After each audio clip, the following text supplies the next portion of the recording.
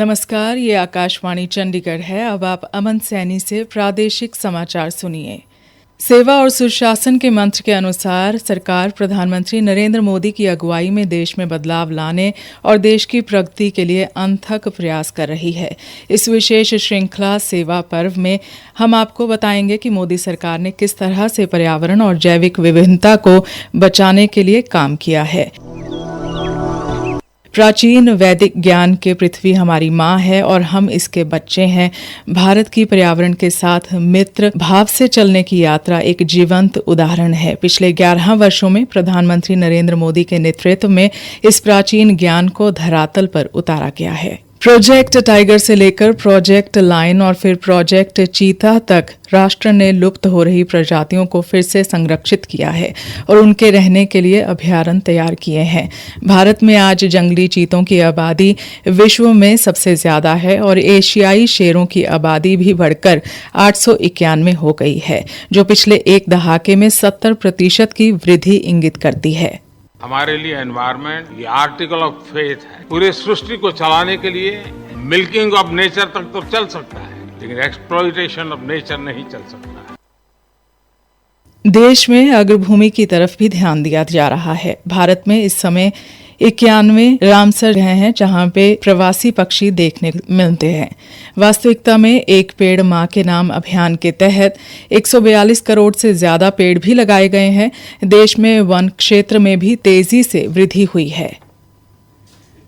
हरियाणा के ऊर्जा, परिवहन एवं श्रम मंत्री अनिल विज ने कहा है कि अंबाला छावनी क्षेत्र में औद्योगिक विकास को गति देने के लिए साहा औद्योगिक क्षेत्र के साथ लगती लगभग 2600 एकड़ भूमि के अधिग्रहण की प्रक्रिया शीघ्र ही पुनः शुरू की जाएगी।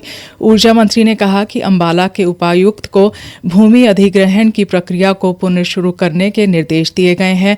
चुनावों के कारण यह प्रक्रिया रुक गई थी, जिसे अब तेजी से आगे बढ़ाया जाएगा। उन्होंने बताया कि प्रस्तावित भूमि पर नया औद्योगिक क्षेत्र और लॉजिस्टिक पार्क विकसित किया जाएगा। इसके पास ही रेलवे द्वारा फ्रेट टर्मिनल बनाने की प्रक्रिया भी चल रही है, प्रगति पर है। इस तरह औद्योगिक क्षेत्र, लॉजिस्टिक पार्क और फ्रेट टर्मिनल एक साथ विकसित होने से न केवल उद्यमों को समग्र सुविधाएं उपलब्ध होंगी, बल्कि क्षेत्रीय औद्योगिक ढांचा मजबूत होगा और प्रत्यक्ष व अप्रत्यक्ष रूप से हजारों नए रोजगार भी सृजित होंगे। औद्योगिक संस्थाओं ने अगली पीढ़ी के जीएसटी सुधारों का गर्मजोशी से स्वागत किया है। ये सुधार 22 सितंबर से लागू होने जा रहे हैं और उद्योग जगत ने इसे दिवाली से पहले मिला बड़ा तोहफा बताया है। फरीदाबाद मैन्युफैक्चरर्स एसोसिएशन के महासचिव रमणीक प्रभाकर ने प्रधानमंत्री नरेंद्र मोदी का आभार जताते हुए कहा, मैं जो प्रधानमंत्री जी हमारे हिंदुस्तान के नरेंद्र भाई मोदी साहब ने जो जीएसटी के ऊपर हमें उपहार दिया है दिवाली के मौके पर, मैं उसका स्वागत करता हूं। हमारी सारी इंडस्ट्री और हमारे सारे उद्योगपति उसका स्वागत करते हैं। ये जीएसटी के कम होने से हमारे उद्योगों पर बहुत असर पड़ने वाला है और इससे उद्योगों को एक नया बल मिलेगा और इससे अपना सारी इंडस्ट्री जो है खूब तरक्की करेगी। और जीएसटी कम होने से कारों में, मोटरसाइकिलों में, अन्य चीजों में सेल पर बहुत ज्यादा प्रभाव पड़ने वाला है कि मोटरसाइकिलों की सेल बहुत बढ़ जाएगी और जितनी इलेक्ट्रॉनिक साइट में है उनकी सेल बहुत बढ़ जाएगी।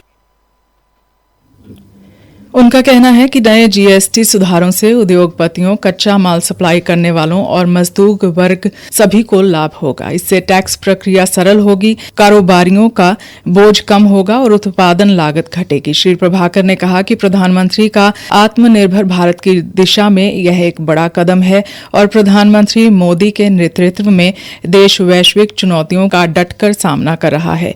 औद्योगिक संगठनों का कहना है कि ये सुधार ईज ऑफ डूइंग बिजनेस को और मजबूत करेंगे, रोजगार के अवसर बढ़ाएंगे और भारतीय अर्थव्यवस्था को नई ऊंचाइयों तक ले जाएंगे। इसी के साथ समाचार बुलेटिन समाप्त हुआ।